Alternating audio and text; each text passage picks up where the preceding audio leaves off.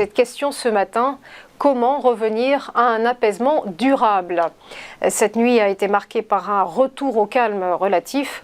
Au moins 157 interpellations, soit 6 fois moins environ que la nuit précédente. Il faut dire que d'importants renforts policiers, à hauteur de 45 000 hommes, avaient été mobilisés. Mais la France démarre son été sonné après 5 nuits d'émeutes consécutives provoquées par la mort du jeune Naël. De nombreux dégâts suite aux violences urbaines sont à déplorer. Émotion et indignation également suite à l'attaque du domicile du maire de La Île-et-Rose à la voiture bélier. Côté économique, le bilan s'annonce lourd. Bruno Le Maire a annoncé le report des charges sociales et fiscales pour tous les commerçants sinistrés. Le ministre de l'économie qui a aussi fait pression sur les assureurs pour qu'ils baissent les franchises et indemnisent au plus vite les professionnels concernés.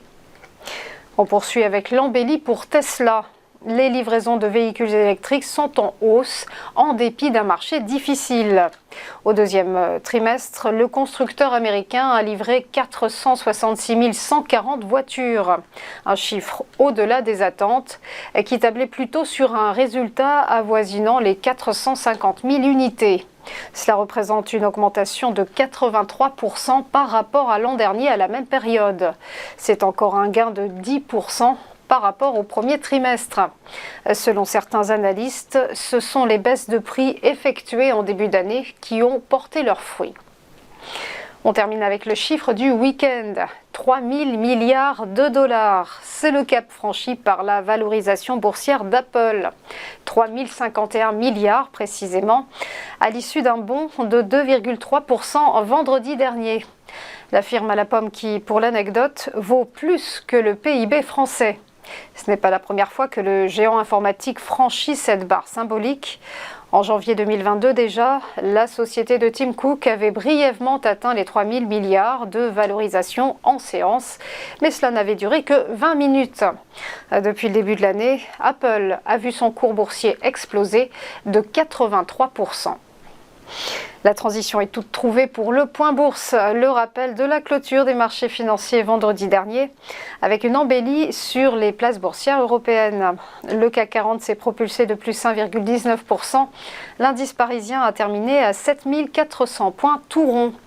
Forte progression aussi à Francfort pour le DAX qui s'est envolé de plus 1,26% à 16 147 points. Et à Londres, le FTSE s'est étoffé de plus 0,8% à 7 531 points.